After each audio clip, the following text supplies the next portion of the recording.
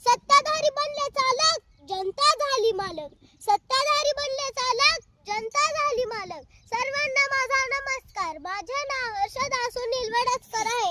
आज 26 जानेवारी आपण प्रजासत्ताक दिन साजरा करीत आहोत.